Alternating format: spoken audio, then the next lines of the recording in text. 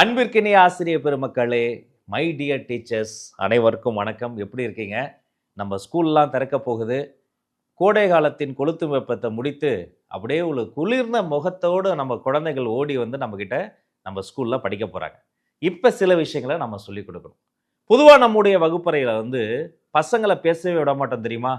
Last bench don't talk, keep silence அப்படின்னு சைலன்ஸை கூட சத்தம் போட்டு நம்ம சொல்லிக்கிட்டு இருப்போம். ஆனால் இனி வரும் காலங்களில் நாம சில விஷயங்களை பண்ண போறோம். நீங்க பண்ண போறீங்க. வகுப்பறையில் ஆசிரியர்கள் நாம குறைவா பேசி மாணவர்களை நிறைய பேச வைப்போம். அவருக்கு தோணுவது, சிந்திப்பது, நினைப்பது எல்லாத்தையும் அந்த மாணவர்கள் மனம் விட்டு வாய் விட்டு பேசி மகிழட்டும். அவங்க சொல்றதை கேட்டு இருவரும் பேசி உரையாடல் மூலமாக ஒரு புதிய கல்வி பாதையை நாம உருவாக்கணும். திறன் சார்ந்த கல்வி, திறமையை வளர்க்கக்கூடிய கல்வி, அனைவருக்குமான கல்வி, அனைவரையும் உள்ளடக்கிய கல்வி என்ற ஒரு பாதையில் நம்ம போகணும். நம்ம கல்வியில சமத்துவத்தை சொல்லிக் கொடுக்கணும், சமூக நீதியும் சொல்லிக் கொடுக்கணும். எந்த வகையில சொல்லிக் கொடுக்கணும்? அதை தான் கொஞ்சம் புதுமையான வகையில சொல்லிக் கொடுக்கணும். பொதுவா டெக்ஸ்ட் புக்ஸ் இருக்குன்னு பாருங்க, அந்த பாடநூல்களில் டெக்ஸ்ட் தான் அதிகமாக இருக்கும், எழுத்துக்களும் எண்களும் அதிகமாக இருக்கும்.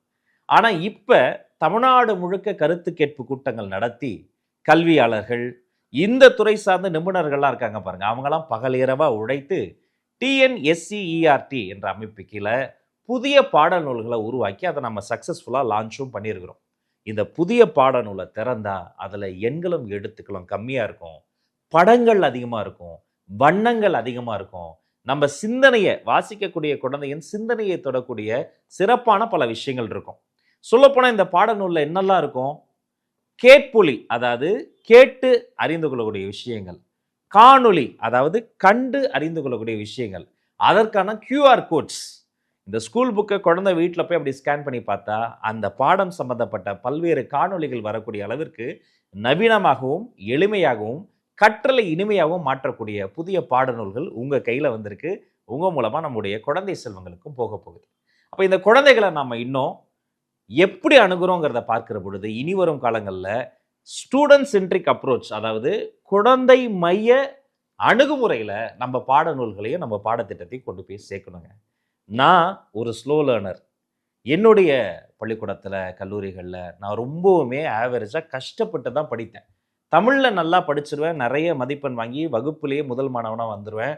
மற்ற பாடங்கள்லாம் நான் ரொம்ப ஸ்லோவாக தான் கற்றுக்கிட்டேன். ஆனால் இந்த இடத்துல நான் வந்து உட்காந்துருக்கேன்னா அதற்கு காரணம் உங்களை மாதிரி என் மீது நம்பிக்கை வைத்து என் மீது சிறப்பு அக்கறை காட்டிய ஆசிரியர் பெருமக்கள் தாங்க.